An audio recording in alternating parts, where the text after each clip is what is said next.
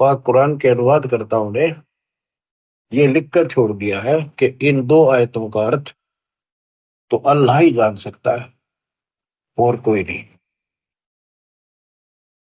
ये क्या है? गीता अध्याय 17 श्लोक 23 में ओम तत्सत, ये तीन मंत्र। इनमें तीनों मंत्रा का पहला अक्षर है ऐसे क। जिनको तीनों मंत्र प्राप्त है वो बच्चे आसानी से समझ देंगे। ये वो मंत्रों का केवल पहला पहला अक्षर लिख रखा है, इसको नथिंग। तो ऐसे कहते के हासिल होना था, ओम तत्सत से क्या हासिल होना था, अब इसकी एब्रीविएशन निकली सारी। अब इसको सारे से विस्तार से करा, तब पता चला ये सूक्ष्म भेद में पहले ही था। बच्चों आंख खोलो, दास कौन है? आंख खोलो, दास कौन है? सत्साई परम पिता परमात्मा कबीर जी की असीम रजा से आपको मनुष्य जीवन की सफलता का राज प्राप्त हुआ। रहस्य, यथार्थ, अध्यात्म ज्ञान, सत्य भक्ति। इसके बिना ये मनुष्य जीवन आम सामान्य प्राणी जैसा था, पशु पक्षी के समान है। भक्ति हम मानव शरीर में प्राप्त करके अपना भविष्य सुधार सकते हैं, संवार सकते हैं। अन्य जितने भी शरीर हैं, पशु हैं, पक्षी हैं, कीड़े मकोड़े हैं, ये अपना कर्म भोगते हैं। वो चाहे राष्ट्रपति के घोड़े हो, वहां बढ़िया व्यवस्था है, सेठ के घर कुत्ते भी बन गए और ये वहां उनकी सारी सुविधा है। परंतु ऐसी सुविधा मनुष्य को भी नहीं उपलब्ध होती कईयों को। तो कहने का भाव ये है, मनुष्य जीवन यदि भक्ति नहीं करते मानो स्त्री पुरुष, तो उन पशु पक्षियों में उसमें कोई अंतर नहीं। सुविधा कर्मानुसार पूर्व जन्म के संस्कारों से सबको प्राप्त होती है। दुख और सुख दोनों साथ रहते हैं। अब बात आती है कि भक्ति करनी चाहिए, अवश्य करनी चाहिए। आत्मा मानती है, उसके लिए मानव भटक भी रहे हैं। आत्म ज्ञान बिना नर भटका कदे मथुरा कदे काशी। यथार्थ ज्ञान ना होने चाहिए प्राणी। मानव शरीर धारण करके कभी मथुरा कभी काशी, किता न किता अपना राह ढूंढ रहा है कि किता भगवान मिल जाए। कबीर साहब कहते हैं, पर्वत पर्वत में फिरा कारण अपने राम, राम जैसे जन मिले जिन सारे सब काम। बताओ कि परमात्मा की खोज में पहाड़ों पर गए, तीर्थों पर गए, संत समागम अटेंड करे, दान धर्म किए, जैसा मार्गदर्शन मिला, और भी देवी देवता पीर मनाए, मंदिर मस्जिद पूजे, तो मनुष्य जीवन प्राप्त प्राणी को सबतर लगन लगी होती है, क्योंकि वो पिछला संस्कार चंगा होता है, उसका बहुत अच्छा संस्कार होता है, इसलिए मानव शरीर प्राप्त होता है। अच्छा संस्कार कैसे मिलता है? कोई भक्ति की है, धर्म पुण्य किए होते हैं, तो उस कारण से इस मनुष्य जीवन में भी प्रेरणा बनी रहती है कि अच्छे काम करो, कोई भक्ति करो। लेकिन जिनको हम अच्छे काम समझ कर कर रहे थे, धर्म कर्म भी करते थे और भक्ति भी करते थे, वो शास्त्र विरुद्ध होने से, वो एक आने की नहीं, एक नए पैसे की नहीं। क्योंकि हमारे जो स्पिरिचुअल हैं, हमारे जो आध्यात्मिक ग्रंथ हैं, ये भगवान के विषय का संविधान है।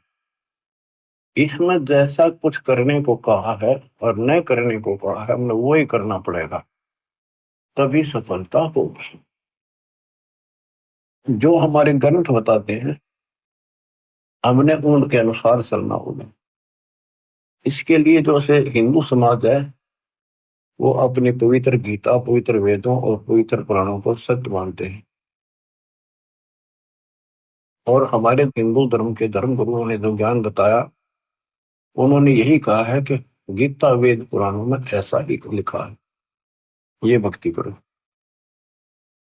अब यहाँ हमने सबसे पहले ये देखना होगा कि जो स्पिरिचुअल है, शास्त्र है, हमारे धार्मिक शास्त्र है, वो कौन से किस लेवल के हैं, किस स्तर के हैं। 5 वेद है, वैसे तो वेद एक ही होता है। वेद का अर्थ ज्ञान होता है, बोध का अर्थ भी ज्ञान होता है। भक्ति बोध, भक्ति का ज्ञान। वेद, वेद का अर्थ ज्ञान। सूक्ष्म वेद यानी सवसम वेद, जो भगवान ने सब अपने मुख से बोला होता है, उसको सवसम वेद, सूक्ष्म वेद बोलते हैं। ये कंप्लीट, इसके अंदर कंप्लीट मार्गदर्शन है, ये कंप्लीट है, संपूर्ण है। यह वेद परमात्मा ने, जब हम अपने कर्म छोड़ कर यहाँ पृथ्वी पर इसके साथ आगे, इसके ब्रह्मांडों में, जब तक हमारी पूंजी रही तो हमें सारे ठाठ दिए इसने, आप भी लूटता रहा। और जब हमारी पूंजी लाए थे वह खत्म होगी, हमें पटक दिया धरती पर, फिर कमाओ और फिर ऊपर आओ। आपको मैं बार बार बताता हूँ, ये कोई बच्चों की कहानी नहीं है, ये सत्य से परिपूर्ण है और आपने इसको सत्य मानना होगा। एक मूर्ख लड़की अपने घर से पैसे निकाल कर 30-40 सोना अपने घर से निकाल कर उसकी शादी के लिए घर वाला ने तैयार कर रखा, और एक दुष्ट के साथ भाग दी। जब तक वो पैसा वो लेकर आई थी, वो खर्च नहीं हुआ इतने, तो वह सर पर रखी। फिर उसकी दुरुस्ती करके जा कमा और खा, दारू पीवे, मांस खावे, और वह मजदूरी करने लगी, वो उसकी ग्रेजुएटी कर रहा था। तो वो दशा आपकी है, आप मानो से मत मानो, मानना पड़ेगा क्योंकि आप भक्त हो गए हो। 100 की 100 सच्ची है। अब यहाँ मजदूरी बता रखी है, इतना करो, दान करो, यज्ञ करो, बस नाम जपो तो उठ पटांग जपो, जो मोक्ष ना दे। और घने करो तो ओम जपो। फिर हरे कृष्ण राधे श्याम ये दूध भेज रखे, सारे नकली नाम बताइए। इसके आधार से स्वर्ग जाओ। स्वर्ग एक होटल है, वहां आपकी पूंजी ऑटोमेटिक ऑनलाइन जमा रहती है। आप जैसा वहां खाते पीते मौज करते, ऑनलाइन पैसे कटते रहते हैं। उस होटल का चार्ज अलग से होता है, और सुविधा जो आपको देते हैं, उनका चार्ज साथ होता है। जैसे वहां कोई खाने की चीजें लेते हैं, 10 रुपए की 20 में देते हैं होटल में। क्यों, हमारे आदमी जहाँ पैसे गणे होते हैं, उन्हें क्या लेना देना कितने गिराको। तो ये दुर्गति आपकी यूं की हो रही है, आप विचार करो इन बातों पर। आप किस चीज पर सेट हुए बैठे हो, 1 मिनट में मृत्यु हो जाती है। बैठे बैठे राष्ट्रपति तक मर जाते हैं, एक्सीडेंट हो जाते हैं। पोलैंड देश का एक पूरा कैबिनेट, प्रधानमंत्री, सारे मंत्री, दूसरे देश, उसका मित्र देश था, उसमें कोई पूर्व प्रधानमंत्री की डेथ हो गई थी। उसकी मुंह कांड जहाँ थे शोक व्यक्त करो, वो विमान न दुर्घटनाग्रस्त हो गया, एक्सीडेंट हो गया, हम सारे मर गए। और ताजे ताजे बने थे, 6 महीने पहले उनकी कैबिनेट बनी थी। और ऐसे गंदे लोग में माचे माचे फिरो तुम, आंख खोलो। इस सत्संग को सुन के भी आंखें नहीं खुलती, वो पत्थर प्राणी है, उसके भक्ति का अंश नहीं है, वो इंसान भी अच्छा नहीं। तड़प जानी चाहिए, तड़पला जानी चाहिए आत्मा को, पिता का मर गया हम किस पे खुश गए। यहाँ सुख नाम की चीज नहीं, रैम नहीं की धरती पर किसी के प्रति। किसी स्वर से धोता है तो वो राजी बोल लेगा, स्वर से धोते मुंह फेर लेगा। हम इतने बिगड़ चुके, यहाँ पर हम देवता थे सतलोक में। अब दोबारा से आपको इतना प्यार किया जा रहा है। पहले तो पशु तो मनुष्य बनाए, बीड़ी शराब मांस तम्बाकू गटबड़ बकवाद करते फिरते थे, वो छुटी। फिर ज्ञान सुना के देवता बुलाए। अब इस भक्ति को ध्यान से सुनो, इस ज्ञान को ध्यान से सुनो। किसी तरह आत्मा का उबारा होगा, आत्मा में ज्ञान प्रवेश होगा, अपने आप ये सेट होती चली जाएगी। दास पहले पाड़ी जाता था, पाड़िया जैसे व्यवहार हुए बकवाद। स्कूल में जान लग गया, 5-6 महीने तो वही चले, फिर धीरे धीरे सेट होना पड़ा। और पढ़ते पढ़ते पढ़ते पढ़ते और छोटी सी पोस्ट भी ग्रहण कर ली। तो इसी प्रकार अगर हम इस मार्ग पर नहीं आएंगे तो हम नो के नो रह जाए। तो कहने का भाव ये है कि ये आपके एक स्कूल की पीरियड है, ये सुनते रहो। आजकल तो सारी सुविधा हो रही है, रिकॉर्डेड लेक्चर फिर भी सुन सकते हैं, पर सुने इसी लगन से जैसे अब सुन ले। भूल जाए आध घंटा जितनी देर सुने, सब क्या है ना, और ध्यान से सुने। तो प्रसंग चल रहा है कि हम यहाँ आकर फंस गए, तो इस काल ने हमारी दुर्गति कर दी कि इन्हें वापस नहीं जाने दो। इसको पता है कि हम उस परम पिता के अंश हैं, कबीर भगवान के। और माँ बाप को पता होता उसका बेटा बेटी की तो दुख ही हो रहा हो, उसकी आत्मा तड़पती रहती है पार वैसे के नाम से। आपके लिए वो मालिक भटक रहा है, वो एज इट इज उस रूप में यहाँ नहीं आ सकता, क्योंकि वो नियम भंग होता है और ये घबरा जाएगा। और वो मर्यादा से बाहर की बातें है ना। तो अगर कहता बचा होते 1 मिनट में धर्मदास इन सारा ले जाओ, फिर इनके गाडू आइए वही ना थे वहां के टिके। अब इन दुखी हो लिए छक्के, कलयुग आ गया और आने वाले समय में और दुर्गति होगी। अब चौथा युग आ गया, ये भक्ति करके भी छक लिए। सतयुग त्रेता द्वापर में इनके पूरा जन्म के संस्कार बहुत अच्छे होते हैं, इसलिए ये सोचते रहते हैं कि दो साधना हम कर रहे हैं, इसी से ये मौज माजरी है, इसी से सारे सुख होते आ रहे हैं। और जब कलयुग में जाएंगे, इतनी त्रुटि होगी इनकी, सारी साधना करके थक लेंगे, कुछ भी लाभ नहीं होगा, इनके संस्कार कमजोर पड़ जाएंगे। तब ये भगवान के लिए भटकना शुरू करेंगे और फिर मैं इनको कैच करूंगा। उदाहरण देता हूँ, सतयुग में राजा अम्बरीश थे, मालिक वहां भी मिले। वेद बताते हैं परमात्मा के लक्षण वो झूठ नहीं होते, सो के सो सकते हैं कि परमात्मा सबसे ऊपर के लोक में रहता है, वहां से गति करके चल के आता है।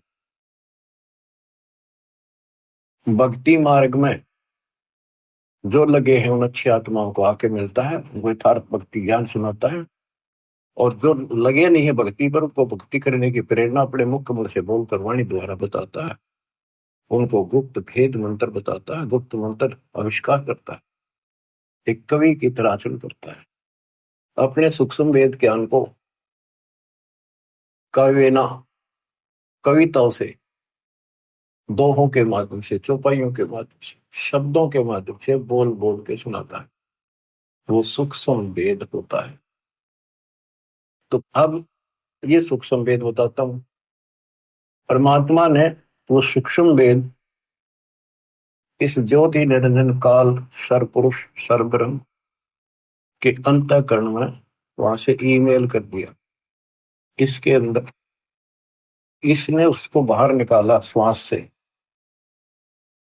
पढ़ा, इसने वो जानकारी ऊपर की कति खत्म कर दी जो हम समझ सकते थे, वो मंत्र भी नष्ट कर दिए,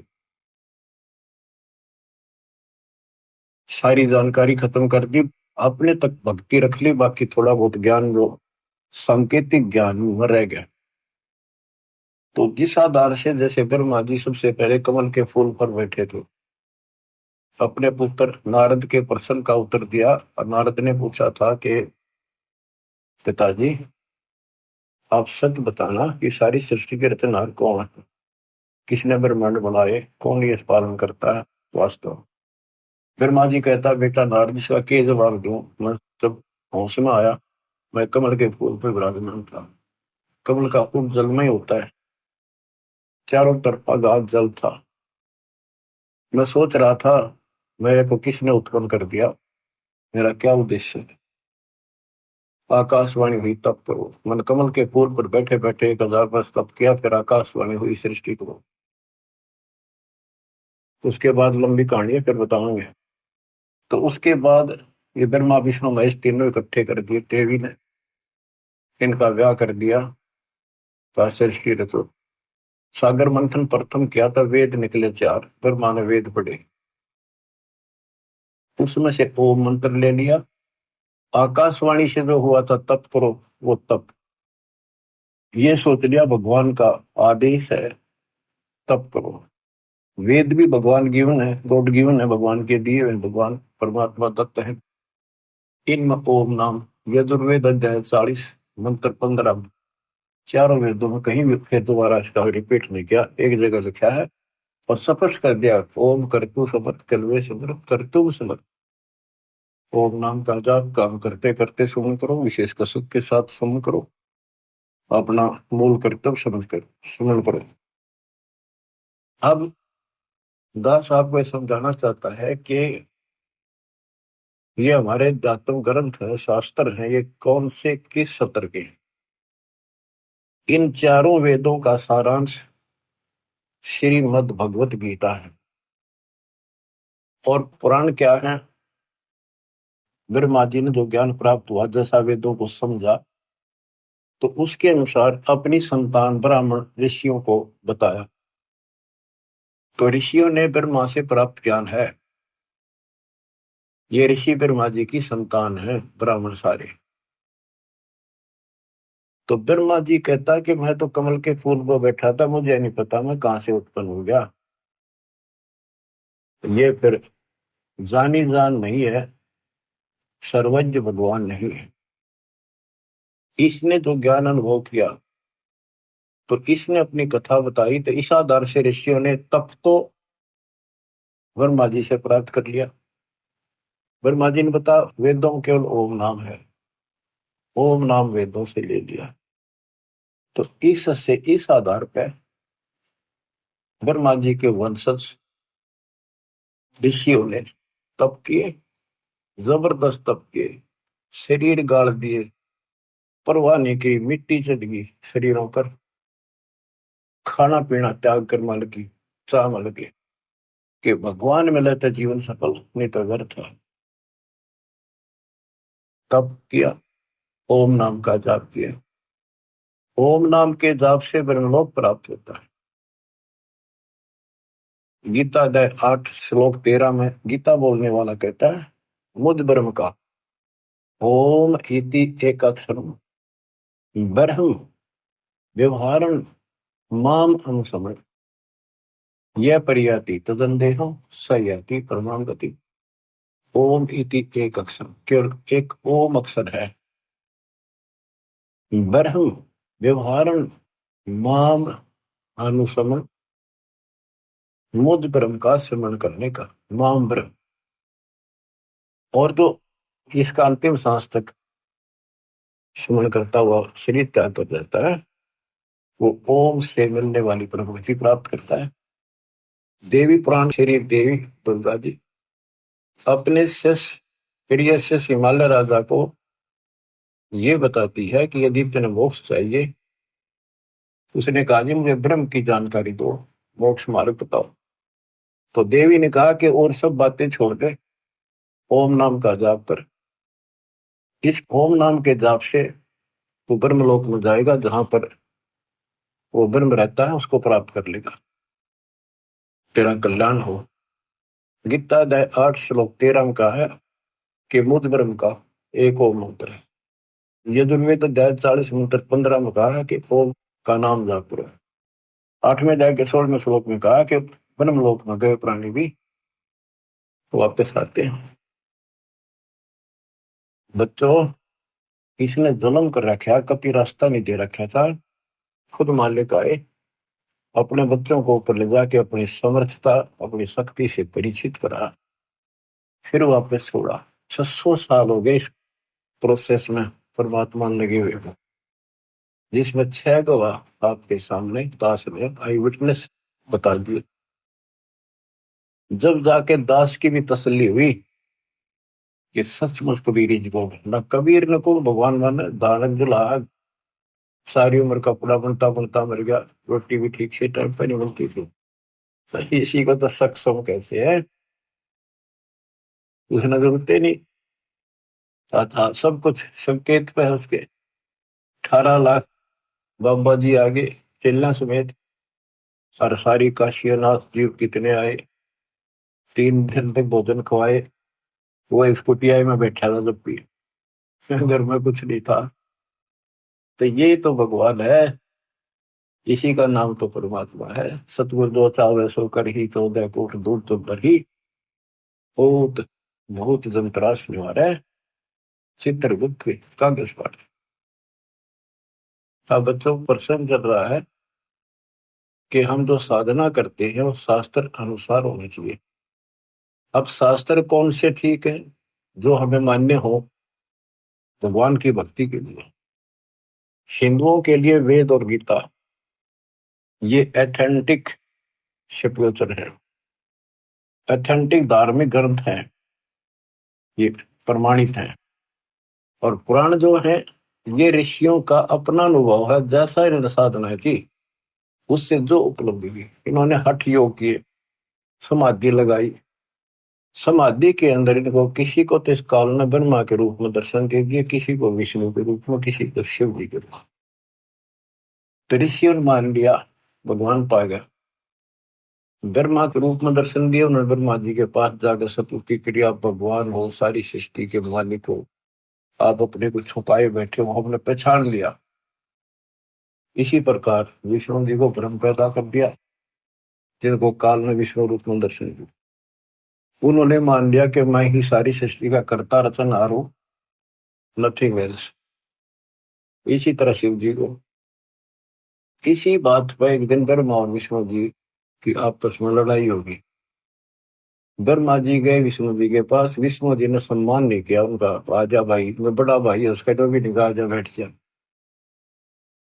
इनकी देखो बच्चों विचार करो, जिनको भगवान मानते थे इनमें शिष्टाचार की भी कितनी कमी थी। एक बड़ा भाई है विष्णु जी का, और ये बैठा था शेषनाग की सैया पर। लक्ष्मी जी इसके चरण दबारी थी, आसपास इसके प्रशंसक खड़े थे विष्णु जी के। ब्रह्मा जी आया तो इसने अपना अपमान मान लिया कि इसने खड़ा होकर मिलूं, हाथ मिलाऊं या सीने से लगाऊं या नो को आओ जी बैठो, कितना भी ठीक है इसने। ये फिर काम करो से भरे पड़े ही ना भगवान मान्या करते। इस बात का दुख ब्रह्मा जी ने मान्या, अभी इसने सम्मान भी ना किया। न बोला अभिमानी, मैं तेरा बाप हूँ, सारी सृष्टि का रचने वाला हूँ, तू मेरे से पैदा हुआ और मेरा सम्मान नहीं करता, अपने बाप को देखकर भी तू अहंकार करता है, तू मेरा बेटा है और फिर भी सम्मान नहीं करता। उसमें बोला तू मेरा बेटा, मैं तेरा बाप, तो मेरा ना भी कम से उत्पन्न हुआ था। तो उसके प्रशंसक खूब हंसे। तो सबने बताया था कमल के फूल को तुम उत्पन्न हुआ, और विष्णु के नाभि से कमल निकला। इधर मारना विष्णु नापन भी रहा कमल कितना है, कैसे नाभि में वो भी गया। ये तो सूखे चौधरी थे। तो इस बात पर ब्रह्मा बोला तेरी अकल ठिकाना करता हूँ अभी। विष्णु बोला आजा, चढ़ा ली बात दोनों ने और काट दिया शस्त्र, मरण मरण तो तैयार हो गए। कमाल की बात है। शिव पुराण में ऐसा लिखा, ऊपर से देवता आकाश तिरंग पर फूल बरसावे, शाबाश, मरो कट के, शाबाश, देखते हैं कौन ताकतवर है। लेकिन इनकी सब बच्चा का कहां तक नाश हो रहा है। देवता व हरणों के लड़ो, उन्हें बीच मारना चाहिए था। भगवानों आप ऐसे करोगे फिर मारा केरा होगा। भगवान मान के इन्हें दोनों लड़ पड़ी। बता, वो तो इनका बाप जो काल नरेंद्र ने सोची है मरेंगे कट के, तेरे खान पीने का सिस्टम बंद हो जाएगा। इनके बीच में एक सतम खड़ा कर दिया, बोतलों बोतलों आपास छूने लगा। ये दोनों डर गया, आश्चर्यचकित हुए। जब इसका और छोर ढूंढ चाल पड़े और लड़ाई मिट गई, फिर काल आके खड़ा हो गया शिव जी के रूप में। साथ में दुर्गा को पार्वती रूप बना के ले आओ। तब उनसे कहता है कि बेटा, तुमने अपने आप को भगवान मान लिया, ये तुम्हारी बहुत बड़ी गलती है। तुम भगवान नहीं हो, यू आर नॉट गॉड।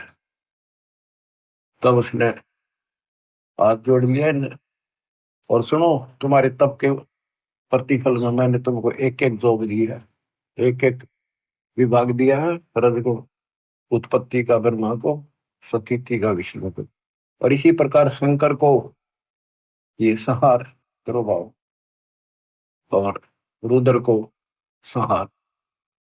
ये रुद्र और शंकर एक का है। देवता ने महाराज जब इसने तिरुभाव कहते हैं, आम आदमी ने महाराज जब इसको रुद्र कहते हैं। ये दो रूप बना लेता है। वैसे इसके 11 रुद्र हैं, 11 रूप बनाए थे इसमें। अब देखो, ये पुराण है, शिव पुराण के अंदर विद्वेश्वर संहिता के अंदर अध्याय है। इन पुराणों में लिखा है कि ये शिव रूप में आकर प्रकट हो गया। दो तो ये हो गए, फिर मार विष्णु पुत्रों, उनको पुत्रों कहा। और इसी प्रकार शंकर और रुद्र, वो 4 अलग हो गए, हरियो 5वां। वैसे तो चौथा ही है। तो ये भी ना समझ पाए कि जो इनका बाप है, और ये नौकी इनका कोई माता पिता नहीं। और फिर इसने के जुल्म करा कि बताऊं तो सर्वभाव है, ना बताऊं ज्ञान अधूरा। ये शिव के मंदिरों में तो शिवलिंग रखे हैं, विभिन्न को आगे विस्तार ना करूं तो अच्छा है। एक मिट्टी के पत्थर के बने हुए ये 2 आइटम इन्हें दे गया आराम खोर। ये डरता नहीं है, माथे गला लिए वह शिवलिंग पूजा। Private part of Shiv and Parvati, ये बदमाशी कर गया। अब सारा संसार इन पर मत्था टेक कर थरा बेड़ा करे कोई कर। इसने ऐसा नाश कर रखा है। सतगुरु आए दया करी, ऐसे दीन दयाल, बंदी छोड़ बरतास का, जठर में कृपा। इसने नाश करने में कसर नहीं छोड़ रखी दत्तम की, और दाता ने विकास करने में कसर नहीं छोड़ रखी। अज्ञान कितनी देर रुक आता है, अंधेरा लाइट के सामने नहीं रुक सकता। अब ये रोशनी उदय होगी है, सूर्य उदय हो गया इस तत्व ज्ञान का। अब सब अंधेरा मिटेगा। बच्चों, इस प्रकरण से संसिद्ध हो जाता है कि सबको कति मूढ़ फुला रखा है। इसमें काल और दुर्गा और ब्रह्मा विष्णु है, इसको तो ज्ञान नहीं बेचारों को। इनको जैसे ये डरा धमका कर ला देते उसी तरह बन देते। उसके बाद यह शिवलिंग पूजा शुरू होगी और तेरा गजब हो गया। अब आते इस बात पर कि हम भक्ति करें तो शास्त्र अनुसार करें। यदि पुराणों अनुसार करेंगे तो ये जड़े ढोएंगे जो इन्हें बता रखे भगवदिया ने। गीता और वेद गॉड गिवन है, कबीर गॉड गिवन। तो इनके अंदर इनके अनुसार साधना करनी पड़ेगी, लेकिन इनमें इनकम्प्लीट नॉलेज भी है और वे ऑफ वर्शिप भी इनकम्प्लीट है। ज्ञान झूठ नहीं है वेद और गीता में, लेकिन संपूर्ण नहीं है। अधूरे ज्ञान से अधूरा काम, संपूर्ण ज्ञान से संपूर्ण ज्ञान। श्रीमद् भगवत गीता श्री कृष्ण जी ने बोली, ये मानते हैं। इनका बिल्कुल ठीक है, क्योंकि वो बोलता श्री कृष्ण लिखा था, अंदर कैसेट काल की चढ़ा रखी थी। काल बैठ कर बोल गया ब्रह्म। अब गीता में क्या बताया है, ये खुद अपने को नासवान बताता है। गीता अध्याय 2 के श्लोक 12 में, 4 के 5 में, 10 के 2 में, कि तेरे और मेरे बहुत दिन होगी अर्जुन, तू नहीं जानता। पर ये आगे भी होते रहेंगे, ये मत समझो कि आज ही जन्म है, पहले भी जन्मे थे, आगे भी होंगे। मैं जानता हूं, मेरी उत्पत्ति कोई देवता नहीं जानते। 10वें के 2 में कहा, क्योंकि ये मेरे से उत्पन्न हुए। अब बाप की उत्पत्ति को बच्चे कैसे जाने, दादा बताओ भाई। तो दादाजी कबीर भगवान इनके दादा है। तो बच्चों, कौन ब्रह्मा का पिता है, कौन विष्णु की मां, शंकर का दादा कौन है, हमको दो बेटा, ब्रह्मा विष्णु महेश तीनों भाई। इनका पिता ज्योतिर्नंदन, माँ दुर्गा और दादा सतपुरुष कबीर बाबा। गीता गए 16 श्लोक 23 में कहा है कि जो शास्त्र विधि को त्याग के मनमाना आचरण करते हैं उनको ना सुख प्राप्त हो, ना कोई सिद्धि प्राप्त हो, ना उनकी गति यानी मोक्ष हो। फिर भक्ति करते इसी के लिए। गीता 10 16 श्लोक 24 में स्पष्ट कर दिया कि इससे कर्तव्य और अकर्तव्य में जो करने योग्य कर्म है, न करने योग्य कर्म है, उनके लिए अर्जुन ये शास्त्र ही प्रमाण। शास्त्र आपको सिद्ध कर दिया, गीता और विष्णु इनके सतर के। हम बच्चों, हमारे लिए जो शास्त्र है हमारा सूक्ष्म वेद है, जो कबीर गॉड गिवन है। हमारे को इसकी कति जरूरत नहीं थी, ना गीता की, ना वेदों की, ना पुराणों की। और 17 फरवरी 1988 को दास का भाग्य उदय हुआ। पूज्य गुरुदेव से दास की किस्मत जागी, दीक्षा प्राप्त हुई, दीख मिली। उससे लेकर सन 2000 तक दास परमात्मा कबीर जी द्वारा दिए ज्ञान और संत गरीबदास जी के अमर ग्रंथ के आधार से सत्संग किया करता था दास। उनकी ऑडियो भरी, उनकी वीडियो भी तैयार की थी, कैसेट बना करती बड़ी बड़ी सी, वो वीसीआर में चला करती। तो उसके बाद एहसास हुआ कि ये ज्ञान तो भगवान पहले बताया करते, कि इससे नहीं माना, बाद में सारे भाग्य 64 लाख और खूब लाभ हुए। जब तक मालिक तेरे को पहचानेंगे नहीं, गॉड नहीं मानेंगे, भगवान नहीं मानेंगे, कोई नहीं टिकेगा। दास को प्रेरणा दी गुरुदेव ने कि हो सकता गीता वेद पुराणों में पाना चाहिए ये ज्ञान को, कि भगवान बता रहे हैं ऐसा है, और वेद गीता सच्चे हैं तो इनमें पाओगी बात कुछ ना कुछ। 2001 में दास ने ये गीता मंगाई, उसको पढ़ना शुरू किया। मालिक की कुछ रजा थी, दूसरी खोलते तीसरा पेज पलटा, अध्याय 18 का श्लोक नंबर 61 शुरू में है ये। और गीता भी हाथ लागी जिसमें आमने सामने शब्द और अर्थ है। ये दूसरी आ जाती तो मत्था मार के बैठ जाता मैं भी। तो इसमें अर्थ सामने है, प्रतीक एग्जैक्ट ज्ञान समझ में आ जाता है। तो उसमें पाया कि परमात्मा सबके हृदय विराजमान है, कर्मानुसार एक यंत्र की तरह घुमाता है। और हे अर्जुन, तो स्वभाव से उसी परमेश्वर की शरण बजा, उसकी कृपा से तो परम शांति को, सनातन परम धाम को प्राप्त कर। मेरा तो एकदम जैसे नींद तो जाग्या कर आदमी, और सोपन देख ले को घना अच्छा, और कूदता उठा करे, वह बनी मेरे साथ। ओ तेरे की, फिर लग गया, नोट कर लिया ये श्लोक अध्याय। फिर देखा धीरे धीरे रोक तेरे की सारा खजाना भरा, सारी ये सच्ची परमात्मा की। 15वां अध्याय 8वां अध्याय 7वां देखा, रजगुण ब्रह्मा सतगुण विष्णु, यह हम पढ़ाया करते सूक्ष्म वेद में। रजगुण ब्रह्मा तम गुण शंकर, सतगुण विष्णु कहावरी, चौथे पद का भेद निहारा, डरला सदगुण पावरी। कबीर सागर में, कबीर साहब के ग्रंथ में, गरीबदास जी के ग्रंथ में स्पष्ट है, ब्रह्मा विष्णु महेश और ये इनका बाप चौथा। इन चारों को भी छोड़ को पांचवें में पहुंच जावे, क्या कि विश्व हम पर। तो गीता देखा दूसरे का 12वां श्लोक, चौथे का 5वां, 10वें का 2, और दूसरे का 17 के अविनाशी तो वो है जिसने कोई नहीं मार सकता, जिससे सारा संसार व्याप्त है।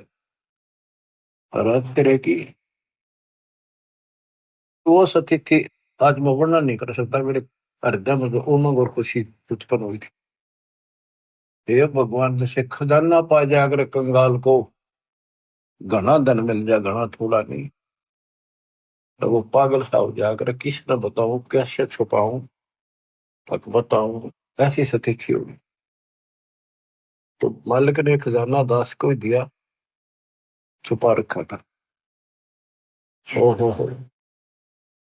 तो बच्चों, उसके आधार से फिर गहरी नजर गीता तैयार करी दास ने। गीता के आधार से पुराणों को देखा, वेदों में देखा, सारे खजाना भरा पड़ा। जो का जो सच्चाई, कबीर साहब कहते हैं, वेद कते झूठे नहीं भाई, झूठे है जो समझे ना।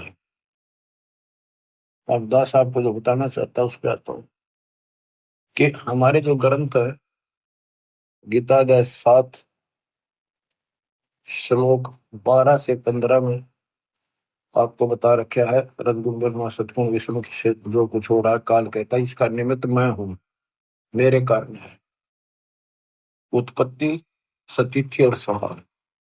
और जो केवल इन तीनों देवताओं तक सीमित है, ब्रह्मा विष्णु महेश तक, इनसे ऊपर कोई भक्ति नहीं करना चाहते, और राक्षस स्वभाव को धारण किए नीच दूषित कर्म करने वाले लोग मेरी भक्ति नहीं करते। और फिर गीता अध्याय 7 के 20 से 23 में अन्य देवताओं के बारे में बता, ब्रह्मा विष्णु महेश के साथ साथ, कि इन देवताओं को कुछ शक्ति मैंने दे रखी है, लेकिन इन मूर्खों का, अल्प बुद्धि वालों का ये ज्ञान गलत है, ये अक्षणिक लाभ मिलता है,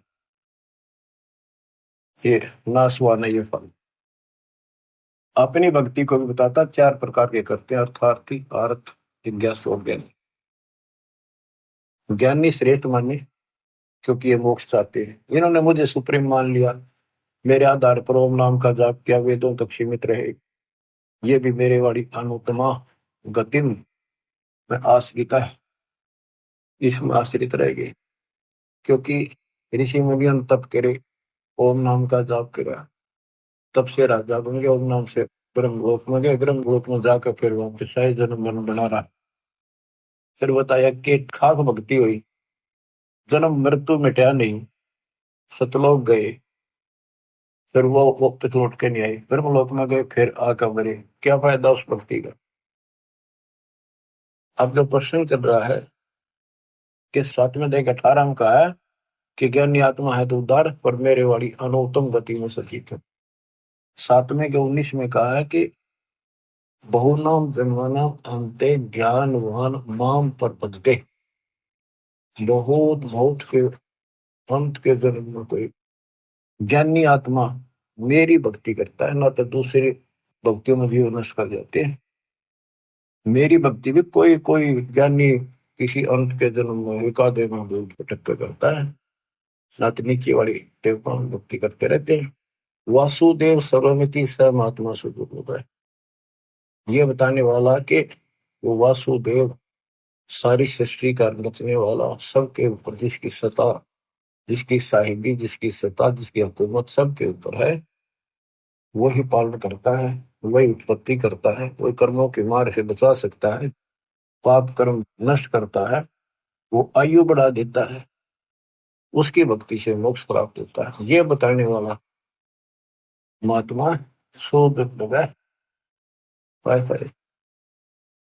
गीता अध्याय 4 श्लोक 32 में कहा कि वो परमात्मा सच्चिदानंद घन ब्रह्म। इन्होंने अर्थों के भी अनर्थ कर रखे हैं, अनुत्तम का अति उत्तम कर दिया, वर्ग का जाना होता है आना कर दिया, अनुत्तम का अर्थ अश्रेष्ठ होता है उसको सर्वश्रेष्ठ कर दिया। यहाँ गीता अध्याय 4 श्लोक 32 में ब्रह्मण मुखे शब्द है, उसका ब्रह्मण का अर्थ वेद कर दिया। यहाँ लिखना था सच्चिदानंद घन ब्रह्म। गीता अध्याय 17 श्लोक 23 में ब्रह्मण शब्द है, उसका अर्थ वहां इन्होंने ठीक रखा है, सच्चिदानंद घन ब्रह्म। ओम तत्सत यानी सच्चिदानंद घन ब्रह्म की उपासना का केवल त्रिविध समर्थ है, 3 प्रकार से शिवन है इसका, 3 मंत्र का। अब आता हूं मैं चौथे के 32 में। उसमें लिखा कि परमात्मा अपने मुख कमल से, सच्चिदानंद घन ब्रह्म अपने मुख कमल से वाणी जो बोलता है, उस वाणी में ऐसा ज्ञान है जिससे सारे कर्म समाप्त हो जाते हैं, जन्म मरण मिट जाता है, सदा सुखी हो जाता है। उस ज्ञान को चौथे अध्याय के 34 में तत्वदर्शी संतों से पूछो।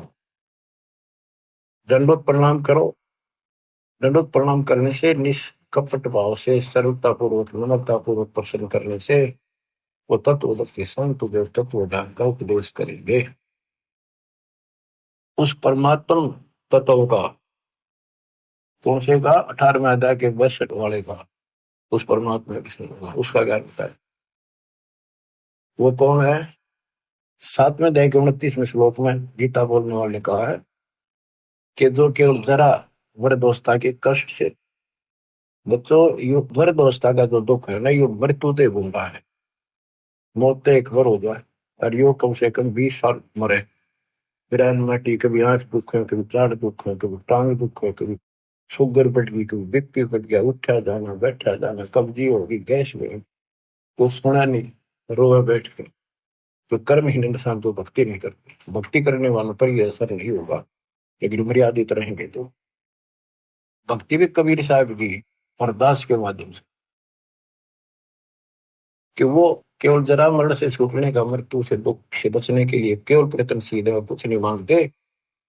वो तत्परम से, सारे धातुओं से और सारे कर्मों से परिचित है। 8वें के प्रथम अर्जुन ने प्रश्न किया किम तत्परम, तीसरे में उत्तर दिया 8वें के श्लोक में, तीसरे में, वो परम अक्षर परम है। 8वें के 5-7 में गीता बोलने वाला अपनी भक्ति कहता है, मुझे भक्ति कर मेरे पास रहेगा, जन्म मरण बराबर रहेगा अपना दोनों का। ये पहले अध्याय में सिद्ध कर दिया आपको। 8वें के 8, 9, 10 में कहा सचिदानंद ब्रह्म की जो भक्ति करता है परम अक्षर ब्रह्म जी उसके पास होता है। 15वें अध्याय के 4 श्लोक में कहा है कि तत्व ज्ञान रूपी शस्त्र से इस ज्ञान को काट कर उसके पश्चात परमेश्वर के परम पद की खोज करनी चाहिए, जहां जाने के बाद साधक फिर लौट कर संसार में नहीं आते। जिसने सारी सृष्टि की रचना की है उसी की भक्ति की। 15वें अध्याय के 17वें श्लोक में कहा कि उत्तम पुरुषत्व ने परमात्मा की उदारते हैं। उत्तम पुरुष, पुरुषोत्तम श्रेष्ठ परमात्मा तो कोई और है? जो परमात्मा कहा जाता है परमात्मा, और जो तीनों लोकों में प्रवेश करके सबका धारण पोषण करता है, वो अविनाशी परमेश्वर है। अब गीता यही समाप्त हो जाती है जब ये कहता है कि उस तत्व ज्ञान को किसी तत्वदर्शी शब्द से जाकर पूछो। मोक्ष उससे होना, जन्म मरण उससे मिटना, वृद्धावस्था का संकट उससे कटना, एक मालिक कुल का वही है। उसकी साधना कहाँ है? वो ना वेदों में। वेद कतेब, वेद ये 4 और 4 कतेब इन मुसलमानों की, ईसाइयों की, जबूर, इंजिल, तौरेत और कुरान। ये 4 कुरान, 4 किताब और 4 वेद कतेब एक जैसा ज्ञान है, यानी इनकम्प्लीट है। हम गलत नहीं कहते कि गलत है, अधूरा ज्ञान है। अधूरे ज्ञान तो फिर लाभ क्या होगा, अधूरा ही काम। अब आपको बताता हूँ थोड़ा सा पाक कुरान मजीद। देखो इसमें क्या बताया है। एक चैप्टर है, उसका नाम है अश सूरा और संख्या नंबर है 42, यानी सूरत अश सूरा 42, आयत नंबर, श्लोक नंबर 1-2। आयत नंबर 1 पर प्रथम में लिखा है आ मीम। आ माने है, मीम माने मैं, है और मैं, ये 2 अक्षर अलग अलग, जैसे क, ख, ए, ऐसे है और मैं। फिर दूसरी आयत में लिखा है एन सीन काफ। जैसे हम पंजाबी सीखा करते थे, चौथी कक्षा शुरू हो जाती थी पहले पंजाबी, पंजाब ज्वाइंट था, हरियाणा और पंजाब एक थे।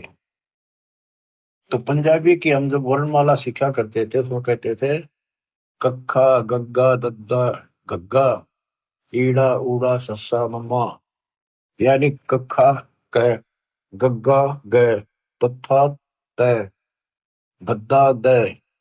तो कक्खा गग्गा, क ख ग, ऐसे सीखना पड़ता था। तो एन का अर्थ है ए, सीन का अर्थ है से, का अर्थ है क। ये वर्णमाला है अरबी की, एन ए, सीन से, का क, ए से क। इसके अनुवाद करता ने, पाक कुरान के अनुवाद करताओं ने ये लिखकर छोड़ दिया है कि इन दो आयतों का अर्थ तो अल्लाह ही जान सकता है और कोई नहीं। ये क्या है? गीता अध्याय 17 श्लोक 23 में ओम तत्सत, ये तीन मंत्र हैं। इनमें तीनों मंत्रा का पहला अक्षर है एस क। जिनको तीनों मंत्र प्राप्त है वो बच्चे आसानी से समझ देंगे। ये वो मंत्रों का केवल पहला पहला अक्षर लिख रखा है, इसमें और नथिंग। तो ऐसा कह तो के हासिल होना था, ओम तत्सत से क्या हासिल होना था, अब इसकी एब्रीविएशन निकली सारी। अब इसको सारे से विस्तार से करा, अब पता चला ये सूक्ष्म वेद में पहले ही था। बच्चों आंख खोलो, दास कौन है? कबीर साहब कहा करते हैं कि वही मैं सारी सृष्टि का मालिक हूं, मैं खुदा हूं, लेकिन कौन जाने से बात नहीं। दास कहता विश्व में एक नंबर का तत्वदर्शी संत दास है, नथिंग एल्स। इतना कह रहा हूं मैं। अब पाक कुरान सूरत फुरकानी 25 में आयत 52 से लेकर 59 तक 52 से 59 में स्पष्ट किया है कि हे हजरत मोहम्मद, हे मोहम्मद, हे नबी, हे रसूल। कौन बोल रहा है? कुरान का ज्ञान देने वाला अल्लाह। कि ये काफिर लोग जो है कबीर अल्लाह को नहीं पूजते, इसके अतिरिक्त औरों को भी शरीक करते, दूसरे देवताओं को। तो इनके साथ संघर्ष करना कबीर के लिए, और इनकी बातों में नहीं आना। तेरी बात ना मानना, लड़ाई नहीं करनी, ते इनकी ना मानना, मेरी बातों में विश्वास कर। ये वही है जिसने 6 दिन में सृष्टि रची, 7 दिन तक पैदा बैठा। सृष्टि में सारी आगे उत्पत्ति, माता पिता भाई बहन सब, सारी नदी नाले तारे पृथ्वी स्वर्ग पाताल सब बनाया उसी ने। और वही पाप कर्मों को नष्ट करने वाला है, गुनाहों को अच्छी तरह जानता है। उसकी खबर किसी बाखबर से पूछो। तो यहाँ पाक कुरान भी यहाँ पर समाप्त हो जाती है। इसमें वो ज्ञान है ही नहीं उस अल्लाह का जिसने सृष्टि रची। तो ये गलत नहीं कह सकते किसी ग्रंथ को, लेकिन ये इनकम्प्लीट है। इनकम्प्लीट से मोक्ष नहीं हो सकता। मोक्ष तो संपूर्ण अध्यात्म ज्ञान से होगा, और वो तत्वदर्शी संत बताता है। इसमें स्पष्ट कर दिया दोनों पवित्र धर्मों की पवित्र शास्त्रों ने कि पूर्ण परमात्मा की जानकारी तत्वदर्शी संत बताते हैं। जैसे पाक कुरान सूरत अस-सूरा 42 में प्रथम आयत में हा मीम, हा का अर्थ है, मीम का अर्थ है मैं। जैसे आहा, मम्मा, कखा पंजाबी की वर्णमाला में, ये अरबी वर्णमाला है। और मैं, इसका अर्थ है हक मंत्र। हक मंत्र जिसके पहले अक्षर ये है एन सीन का। तो ये बच्चों, ये तो एक संकेतिक है। वेद कहते हैं जो तत्वदर्शी संत होता है वो सदग्रंथों के सांकेतिक शब्दों को विस्तार से खोल कर बताता है, उसका यथार्थ ज्ञान देता है। गीता अध्याय 7 श्लोक 19 फिर दोहराता हूँ। बहुनाम जन्मानाम अन्ते ज्ञानवान माम प्रपद्ये। बहुत बहुत के जन्मों के किसी अंत के जन्म में कोई ज्ञानी आत्मा मेरी भक्ति करता है कर्म की, अन्यथा वैसे ही डलेड होकर चले जाते हैं। जैसे मार्कंडे ऋषि था, ओम नाम का जाप करा था, साथ में तप करा था। ये खिचड़ी ज्ञान है नहीं, सारे जड़े लोग हैं। चाहे कितने बड़े ऋषि लग गया करते तुमने, आज वो बालक दिखाई देंगे। इस बालक की दृष्टि से, तत्व ज्ञान की दृष्टि से देखोगे। उसने ब्रह्मलोक की साधना करने का ठान रखी थी, वही टारगेट था। इंद्र आया, इंद्र की उर्वशी भेजी, सब फेल होकर चलेगी। तब इंद्र को कहता है, इंद्र आजा तो तेरे को सही मार्ग बता दूंगा। ब्रह्मलोक की भक्ति कर ले, ब्रह्मलोक में जागा, ब्रह्म की साधना कर। ये तो सब का ये ज्ञान भर रखा है। इंद्र स्वर्ग का राजा बोला जी फिर देखेंगे, ये तब ना मौज करते। ऐसे ही आप किसी आज कोई पोस्ट पर बैठे अच्छी पर उसमें समझाने की चेष्टा करो, न कोई तो बाद की बातें फिर देखेंगे। कोई चौधरपुरी है, इब्राहिम सुल्तान तुमको देखो, क्या क्या सुख थे, भगवान ने नरक से काट के बाहर गिरा अपने बच्चे को, ये रोड मार रहा था, काल मूर्ख बना रहे। तो कहते हैं बहुत बहुत अंत के जन्म में कोई मेरी साधना करता है, मार्कंडे ऋषि ब्रह्मलोक में जाकर फिर वापस आओगे, तब से राजा बनेगा, फिर गधा बन के धक्के खाओगे। ये खाक साधना थी। ऋषि मुनि सब करें तपस्या, हे भगवान हमें मोक्ष दिए, तप करवा के राज दे दिया, 184 में ठोक दी। आपको बताया शिवलिंग की पूजा किसने शुरू करी, किसने करवाई? पापात्मा ने। इसको परमात्मा कहते थे। बच्चों आँख खोल लो, उस मालिक की कृपा कैसी बरस रही आपके ऊपर। और इतना ज्ञान समझ गए बच्चों, नहीं मानोगे तब तो पत्थर हो कर। काम न मना नहीं किया किसी संत ने, लेकिन भगवान बोलना गलत है।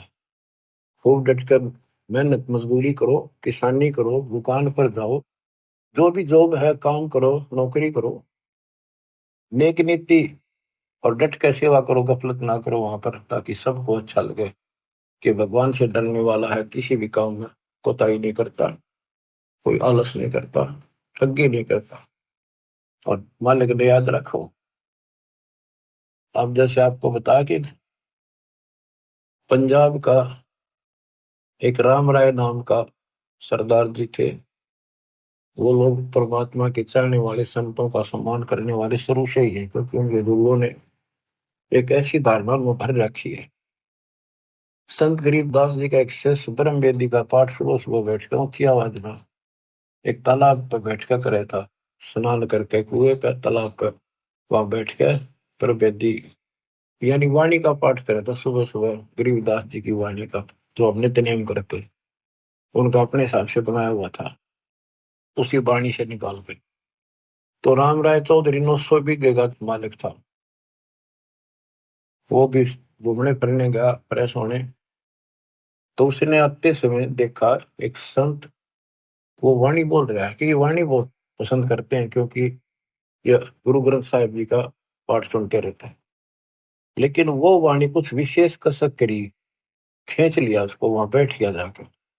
उसने जब अपना पाठ कर लिया तो उससे पूछा कि है महात्मा जी, है भगत जी, ये वाणी तो गुरु ग्रंथ साहिब में तो नहीं है, ये किस संत की वाणी है? तो उसने बताया मेरे गुरुदेव की है, संत गरीबदास जी महाराज, बड़े पहुंचे हुए संत है, विश्व में उनके बराबर संत नहीं आज के दिन। उसकी वाणी है, अच्छी लिख रखी थी।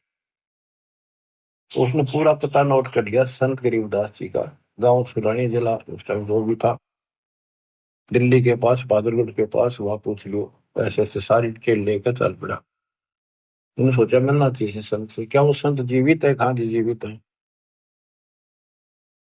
वो चल पड़ा, पैदल चला करते थे, 3 दिन में पहुंचा। सुबह सुबह पता करा भी संत गरीबदास जी कहाँ पर है, मिलना है। उनका महल था, उनके नाना जी का बनाया हुआ, उसमें संकेत कर दिया कि वहां सामने है, उसमें चले गए। वहां कुछ भगत बैठे थे, एक दो गांव का, कुछ बाहर के आ जाते थे, ज्ञान चर्चा सुना करते थे। गरीबदास जी सुबह सुबह एक बार घूमने जाते थे, किसान थे, 2,500 बीघा जमीन थी, अहंकार नहीं था, खेत में जाते थे, पशुओं का चारा काट के सर पर धरका ध्यान लेके आया करते, घूम भी आते थे। तो उन्होंने पूछा भी संत गरीबदास जी कहाँ है? राम राय ने पूछा, जो बकराल। वो बोले जी घूमने फिरने गए खेत में। कितनी देर में आएंगे? भाई ये तो संत की मर्जी है, मौज है, कब आवे कब ना आवे। आवे तो गए, हम भी इंतजार कर रहे हैं, पर उन्होंने बोला कितनी देर में आऊंगा पता नहीं। उसने सोचा इतनी दूर आ लिया, संत के दर्शन करके चैन लूंगा। वो चल पड़ा। उन्होंने बताया कि आगे जाइए, आगे अरहट है, उस रेट के पास एक जंडी का बहरा पेड़ है बड़ा, वहां पाओगे आपने। वहां कुएं पर स्नान भी करते हैं। तो वो जा रहा था गरीबदास जी, धोती कुर्ता हरियाणा की जो वेशभूषा होती थी, सिंपल मैन, सामान्य होता था यहाँ का वेशभूषा, इस तरह रहते थे वो, भाई आडम्बर संत नहीं करते। तो उस राम राय ने उस किसान से पूछ लिया, उसने किसान समझा, सिर पर पशुओं का चारा और रोटा धर रखा ज्वार का। उसने बोला भाई मैंने गरीबदास महाराज जी संत जी से मिलना है, तो बताया इधर घूमन आए हैं, कहाँ से है वो, उनका खेत कहाँ ठिकाना है उनका। गरीबदास जी बोले आ जाओ, उन पहचान दिया, वो संत भी थे कि आ जाओ मेरे साथ, मैं मिलाऊंगा उनसे। वो वापस आए, वापस जा लिए वो काम में, आज लेकर आ गए। वो भगत जो वहां खड़े थे उन्होंने बाज गए, किसी ने बोटा लिया, किसी ने दंडोत प्रणाम किया, फिर पानी पिलाकर नहाऊंगा, पानी लाए स्नान कर दिया। उसने सोची, उन पूछा रहा महात्मा कौन सा है वो संत, तो वो भगत बोले ये तो है गरीबदास। वो सामने मुड्डे पे बैठ गया और बैठा बैठा ये मन में कल्पना कर रहा था कि ये गुरु, ये महाराज है, रत तेरा गजब हुई। उसने कल्पना कर रखी थी, उसका इमेजिन था कि बड़ी बड़ी जटा पाऊंगी, गल में माला मलाऊंगी, और धूना दाना ला रखा होगा किधर, या डेरा होगा तो बहुत बढ़िया सुंदर कपड़े लाल पीले, यानी कोई आडंबर जरूर पाओगा। संत को ऐसा ही माना जाता है, उधर सारे ऐसे मानते थे। और उसने देखा सिंपल किसान, सामान्य आदमी, इसका 2,500 बीघे जमीन बताओ है, इसलिए लोग इसकी चापलूसी करते हैं, ये गुरु यूं बना रहे हैं इसको, ये तो मेरे जैसा किसान है, रत तेरा गजब हो, ये खोदा पहाड़ निकली चुया इतनी दूर था, यू संत पाया। यो मन सोचा बैठा बैठा, गरीबदास जी स्नान करके तुरंत और धोती बांधा करते हैं हरियाणा में, और एक और उसका पल्ला सा धोती का एक बेल्ट सी बांध जाकर उसने अड़बंद बोलना, अड़बंद, उसको बांधने के लिए तैयार हुए था। हाथ पे उंगली का चोट लाग रही थी, लीला थी ज्यादा, पट्टी ही बांध रखी छोटी सी। तो राम राय से बोले भाई झुमक रहा, उसने अपना राम राय नाम बताया। परमात्मा बोले रहा झुमक रहा, ये इसका उर्फ नाम था। वो ऐसे चंचल माइंड का था, पूरा मतलब विश्वासी कम था, हर चीज में कोई ना कोई पूछा था, छी अटपट रखा करता, तुर्क वितर्क ज्यादा करता था, झुमकरा डगमग से ख्याल का था, इस तरह उसको झुमकरा भी कहते थे। और वहां बैठे बैठे भी वो कल्पना इसलिए कर रहा था, यो किसा गुरु ये क्या हुआ प्लान है। झुमकरा का जब मैं उसे समझ गया कि तो बताया भी को नहीं, फिर भी उसने कहा कि भाई मेरी एक धोती बांध दे, अल्लाह मेरा हाथ का चोट लग गई है। उसने उठ के और वह गांठ लाई, और धोती शरीर के मां के निकल गए, धोती में गांठ लग गई। तो उसने फिर खोला जल्दी, दूसरा फिर ऐसे किया, तीसरा फिर ऐसे करा, वो गांठ फिर शरीर के अंदर से निकला हुआ। तो गरीबदास जी बोले रहे झुमक रहा, मैं तो तेरे जैसा किसान हूं, या गांठ ना लगती क्या बात होगी। ऊपर देखा, विष्णु रूप धारण कर रखा, क्योंकि पुजारी विष्णु का था बेसिक, वो बने हुए थे सिख। लेकिन ये जैसे वहां पर 125 गांव गुजरा के वो सारे सरदार को वहां है, और वो रामकृष्ण के पुजारी हैं ज्यादा से ज्यादा, और गुरु ग्रंथ साहिब का भी सम्मान करते हैं, पाठ भी करवाते हैं। तो कहने का भाव है कि वहां पर वो पैरा में पड़ गया कि भगवान माफ करो, मैंने बहुत अच्छी कुंडी कह दी। फिर वो उसी रूप में आ गए, गरीबदास रूप में, और बैठ गए, फिर चर्चा शुरू हुई। सारा ज्ञान समझाने के बाद वो राम राय कहता है भगवान मैंने सारा घूम लिया, ये ज्ञान नहीं पाया। गरीबदास बोले पाओ भी को नहीं। सब गीता का मूल है राई झूमक राह, ये सुख संवेद समूल सुनो राई झूमक राह, तत्व ज्ञान कोई ना कहे राई झूमक राह, ये पैसे ऊपर नाच सुनो राई झूमक राह, कोटों मध्य कोई नहीं रे झूमक राह, अरबों में कोई गर्क सुनो राई झूम कर रहा। बच्चों,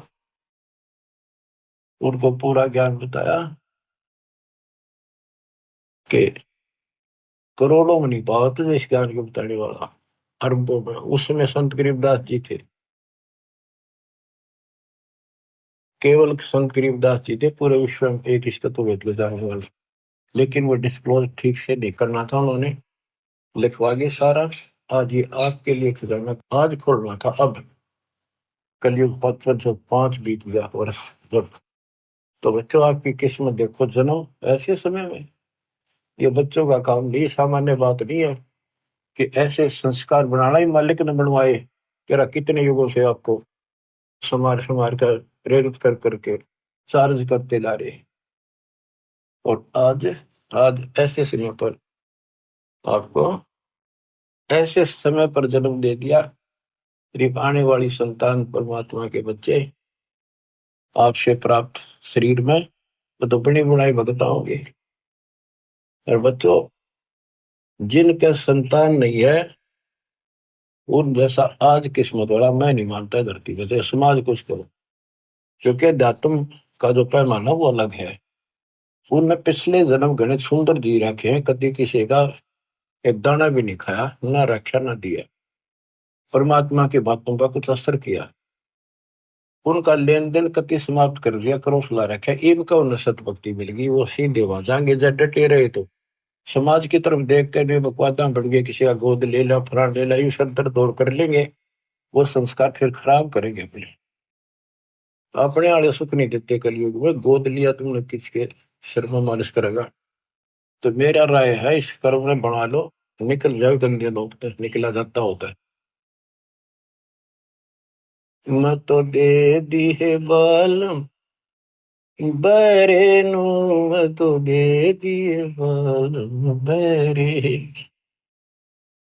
संसारी दी गल्ला चिन्ह न बूझ शब्द जो गहरे, मुर्दों से ती प्रीत लगावे न जाने सतगुरु मेरे। ऊंची थलियां खेती बोवे भूल रहे नजर डरे, श्वेत छतर शिर मुकुट विराजे, देखत नास चेहरे। ये संसार समझदा नहीं, कहंदा शाम दोपहरे। ये संसार समझदा नहीं, कहंदा शाम दोपहरे। गरीब दास ये वक्त जाते है, रोगे इस पैरे। गरीब दास ये वक्त जाते है, रोगे इस पैरे। बच्चों, सुधर जाओ, संभल जाओ। इतना गजब का अवसर आपको मिला है जीवन का। आप सामान्य आत्मा नहीं हो। साधना से ती मस्करी 14 साल मल अखाड़ा जीतेंगे युग युग के बाद। आप वो युग युग के मान हो, वो पहलवान हो इस भक्ति के अखाड़े के। फाइनल गेम में आ रहे हो, सावधानी बरतना। मालिक आपको सदबुद्धि दे, हिम्मत दे, बुराइयों से बचावे, मोक्ष दे। सत साहिब।